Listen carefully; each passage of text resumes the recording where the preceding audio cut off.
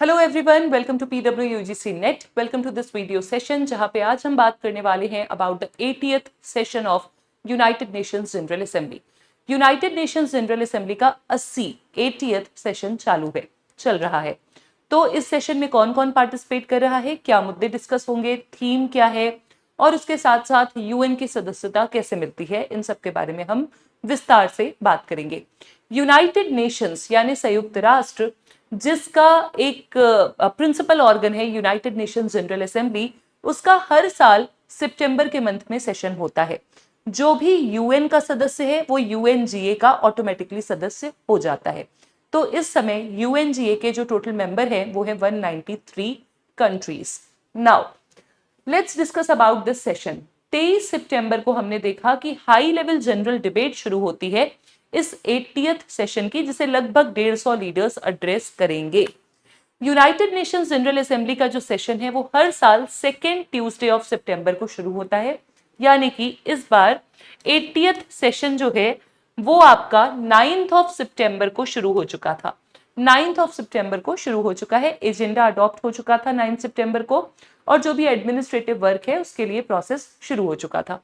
Agenda adopt होने के बाद शुरू होती है डिबेट। तो डिबेट का डिस्कशन 23 सितंबर से शुरू हुआ है और अलग अलग देशों का अलग अलग समय पे नंबर है, उनके रिप्रेजेंटेटिव्स पहुंचे हुए हैं यूनाइटेड नेशंस के हेडक्वार्टर्स में, जहां पे ये सेशन कंडक्ट हो रहा है अपनी अपनी स्पीचेस और अपने अपने मुद्दे आगे रखने के लिए। भारत से इस बार प्रधानमंत्री मोदी नहीं गए हैं, उनकी जगह हमारे जो विदेश मंत्री हैं एस जयशंकर जी, वो गए हुए हैं अपने मुद्दों को, भारत की आवाज को बुलंद करने। Now let's discuss about the theme of this session. इस बार जो मुद्दा है, जो थीम है, वो है better together 80 years and more for peace development and human rights. तो इस बार artificial intelligence, climate change, environmental issues, human rights और उसके साथ साथ जो विश्व के स्तर पर अलग अलग जगह रीजनल कॉन्फ्लिक्ट्स चल रहे हैं उनके ऊपर बात होने वाली है, उनके ऊपर बात होने वाली है। खास क्या है? खास ये है कि इस बार का जो सेशन है उसमें फिलिस्तीन पार्टिसिपेट करने वाला है। जो यूनाइटेड नेशंस जनरल असेंबली का सेशन होता है उसके दिन में 2 स्लॉट होते हैं, 2 पालियों में ये सेशन कंडक्ट होता है। पहला सुबह 9 AM से लेकर के पौने 3 बजे तक, फिर 15 मिनट का शॉर्ट लंच ब्रेक मिलता है। 3 से लेकर के 9 बजे तक फिर से सेशन चलता है, सेकेंड शिफ्ट। ये सेशन में हर देश के पास 15 मिनट का टाइम होता है कि 15 मिनट में आपको अपनी बात रखनी है, लेकिन कोई कोई जो स्पीच है वो एक्सीड भी कर जाती है 15 मिनट। 9 बजे टाइम एंडिंग लिखा है, बट ये तब तक रहता है कि उस दिन के लिस्टेड सदस्य अपनी बात रखना लें, उनकी जो डिबेट है या उनका जो स्पीच है वो कंप्लीट ना हो जाए, तब तक उतने बजे तक ये सेशन चलता है। जनरल डिबेट इस बार 29 सितंबर को खत्म होने वाली है।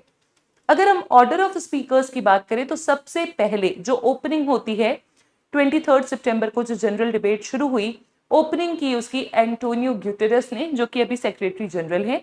उसके बाद president United Nations General Assembly के एड्रेस करते हैं। इस समय जर्मन की फॉर्मर मिनिस्टर रह चुकी हैं एनालेना बैरबॉक, उन्होंने एड्रेस किया and she is the president of United Nations General assembly.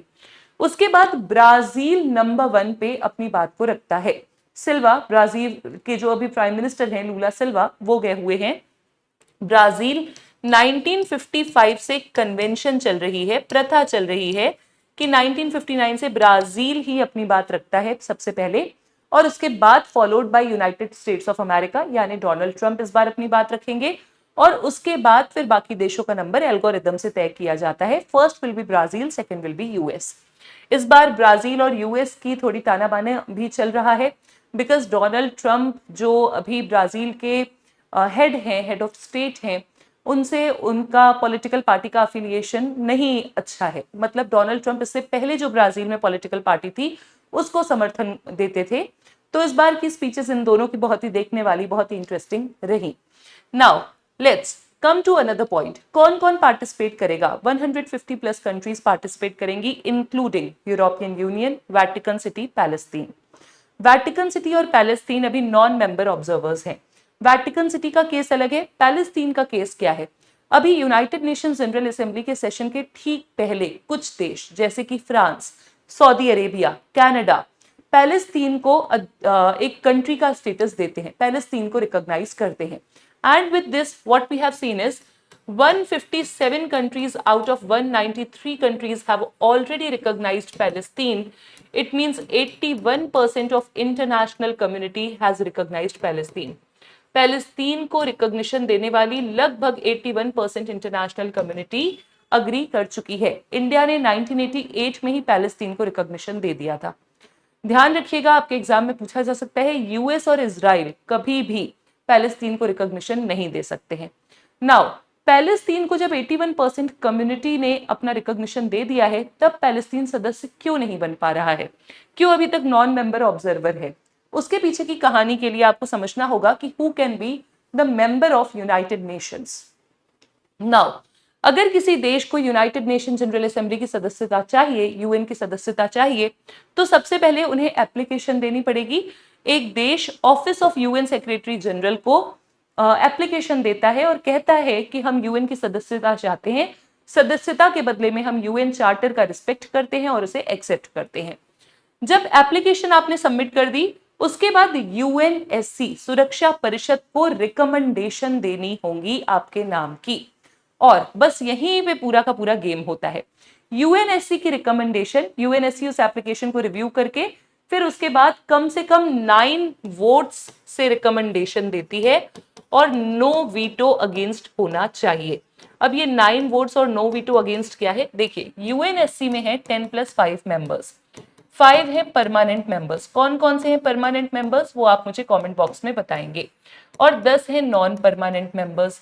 तो अब यहाँ पर जब भी कोई रेजोल्यूशन पास होना होता है, स्पेशली ये मेंबरशिप वाले रेजोल्यूशन की अगर हम बात करते हैं, तो 10 मेंबर्स के वोट चाहिए +5 मेजॉरिटी चाहिए। तो ये 5 को तो अग्री करना ही करना है, एंड देन इन 10 में से कोई 4 होने चाहिए, that will make a majority of 9। ठीक है, अब यहाँ पे परमानेंट मेंबरशिप में है यूनाइटेड स्टेट्स। अब तक लगभग 50 बार पैलेस्तीन के मेंबरशिप के एप्लीकेशन को यूनाइटेड स्टेट्स ने वीटो करके और खारिज किया है। तो पैलेस्तीन को इसीलिए यहाँ पे सदस्यता नहीं मिल पा रही है। नाउ अगर यूएनएससी रिकमेंड कर देता है तो उसके बाद United Nations General assembly approve करती है और फिर मेंबरशिप ग्रांट हो जाती है। यूनाइटेड नेशंस जनरल असेंबली में 2/3 मेजॉरिटी से पास हो जाना चाहिए वो रेजोल्यूशन। कंसिडरिंग अभी 81% इंटरनेशनल कम्युनिटी सहमति दे चुकी है, तो यहाँ तो रेजोल्यूशन पास हो जाएगा, बट यहाँ पे पहुंचेगा तब ना, और यहाँ पे पहुंचने के लिए यूएनएससी से पास होना बहुत ज्यादा जरूरी है। Now coming to the last point of this lecture, कि आखिर ये यूनाइटेड नेशंस जनरल असेंबली का जो सेशन है वो कहाँ होता है? ये होता है हेडक्वार्टर्स में, यूएन के हेडक्वार्टर्स में। यूएन के हेडक्वार्टर्स जो कि along side eastern river Manhattan Manhattan USA में है। I won't say New York. क्यों? क्योंकि ये जो हेडक्वार्टर्स हैं यूनाइटेड नेशंस जनरल असेंबली के, ये जो हेडक्वार्टर्स हैं, ये headquarters are under an international territory. मतलब कि ये न्यूयॉर्क सिटी का एरिया है, मैनहट्टन न्यूयॉर्क सिटी का एरिया है, but it is not under US की गवर्नमेंट। ऐसा नहीं है कि यूएस की गवर्नमेंट का पार्ट है, it is owned by United Nations और इसे एक अंतरराष्ट्रीय क्षेत्र का दर्जा मिला हुआ है। तो New York city address is okay, but this is being owned by United Nations, एक इंटरनेशनल टेरिटरी, इंटरनेशनल एरिया है। बट देखिए, हमेशा सेशन यहां हुआ है ऐसा भी नहीं है। 1949 से लेकर के 55 तक ये बिल्डिंग बनी, ये हेडक्वार्टर्स तैयार हुए, कंस्ट्रक्ट हुए, तब तक सेशंस अलग अलग जगह हो रहे थे। और एक और एक्सेप्शन भी है, 1955 के बाद मोस्टली सेशंस न्यूयॉर्क में ही हुए हैं, हेडक्वार्टर्स में ही हुए हैं।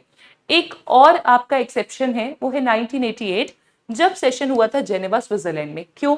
क्योंकि तब 1988 में यूएस के प्रेसिडेंट जो थे, यूएस की सरकार जो थी, उन्होंने पैलेस्तीन के लीडर को यूएस में, या फिर आप कहेंगे हेडक्वार्टर्स में आने के लिए वीजा देने से मना कर दिया था। एंड देयरफॉर ये जो सेशन है वो शिफ्ट हो गया था जेनेवा स्विट्जरलैंड में। And let me tell you, इस बार भी जो पैलेस्तीन के हेड हैं, जो पार्टिसिपेट करने वाले हैं, उन्हें यूएस ने वीजा डिनाई कर दिया।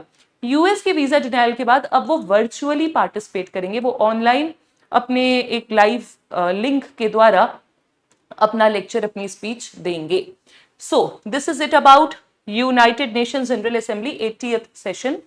Now you have to tell me at the end of the lecture कि कितनी बार ऐसा हुआ है और कब कब ऐसा हुआ है जब यूनाइटेड नेशन जनरल असेंबली का सेशन न्यूयॉर्क में नहीं हुआ है, apart from you have already studied one that is 1988। इसके अलावा कब कब कौन कौन सा सेशन न्यूयॉर्क में नहीं हुआ है, आपको मुझे कमेंट बॉक्स में बताना है।